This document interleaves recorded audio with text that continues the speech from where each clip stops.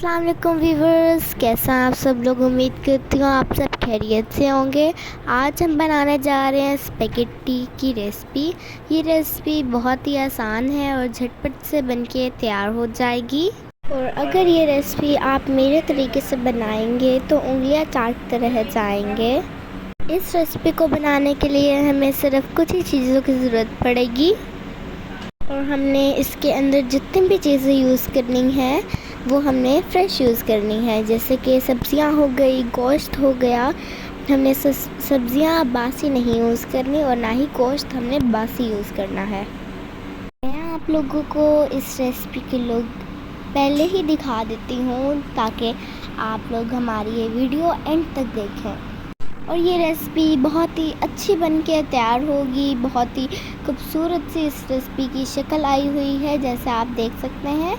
और इस रेसिपी में हमने ज़्यादातर टोमेटो केचप का यूज़ किया है क्योंकि हमारे घर वाले जो हैं वो टोमेटो केचप यूज़ करते हैं। तो जल्दी से ये वीडियो को बनाना शुरू करते हैं। सबसे पहले हमने पैन को गरम कर दिया था और इसके अंदर हमने 2 से 3 टेबलस्पून ऑयल के डाल दिए थे। उसके बाद हमने इसके अंदर गार्लिक को ऐड कर लिया था। गार्लिक हमने 2 से 3 जवे यूज़ किए थे, हमने ज़्यादा यूज़ नहीं किए थे ताकि जो हमारे खाने के अंदर टेस्ट है वो सिर्फ गार्लिक का नहीं आए, बाकी सारी चीज़ों का भी आए। उसके बाद हमने इसके अंदर शिमला मिर्च डाल दी है।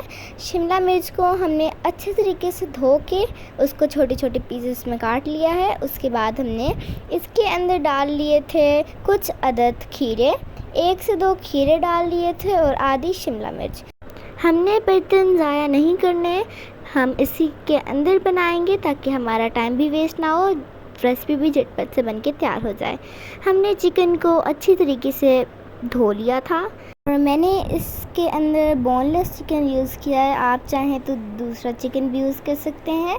मुझे बोनलेस स्पेगेटी के लिए ज़्यादा बेस्ट लगता है। जो आपको बेस्ट लगता हो आप वो यूज़ कर सकते हैं। दोनों टाइप्स के गोश्त इसके अंदर डाल सकते हैं, आप चाहें तो कोई भी डाल दें।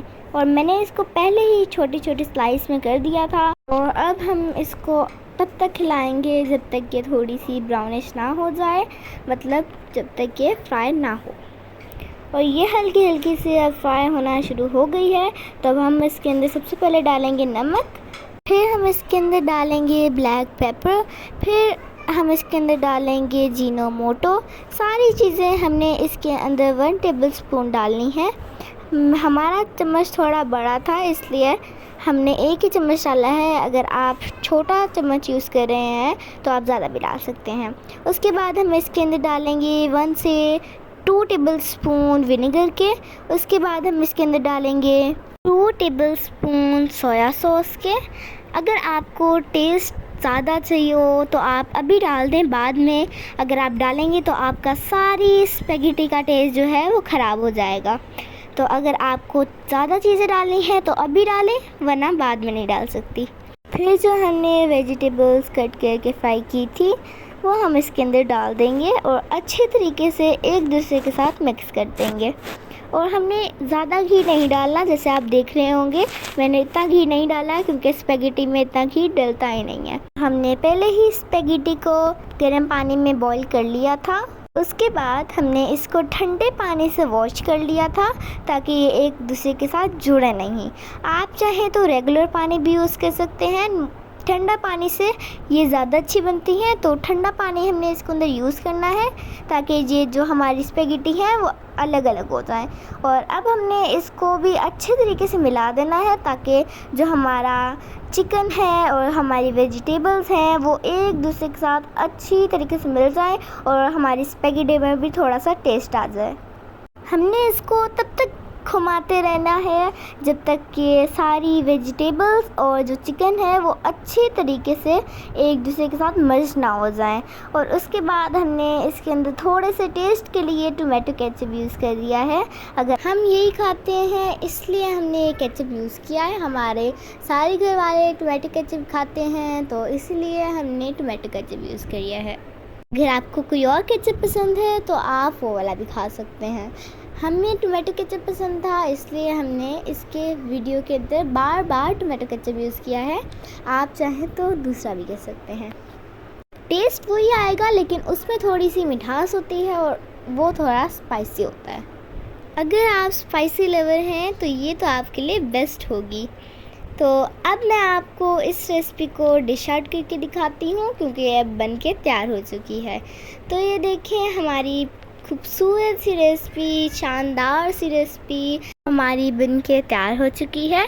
अगर ये रेसिपी अपनी लाइफ में एक दफ़ा बना लेंगे तो आप अपनी उंगलियां चाटते रह जाएंगे। और इतनी खूबसूरत और टेस्टी रेसिपी आपने, मुझे लगता है, अपनी ज़िंदगी में कभी नहीं देखी होगी। ये रेसिपी तो मेरी फेवरेट है। आप बताएं आपको ये रेसिपी कैसी लगी है। माशाल्लाह से देखें कितनी खूबसूरत सी बन के तैयार हो चुकी है। जब भी मैं इसको बनाती हूँ घर में, मैं तो उंगलियां चाटती रह जाती हूँ, क्योंकि ये मेरी फेवरेट रेसिपी है और इसको मैं बार बार बनाती हूँ।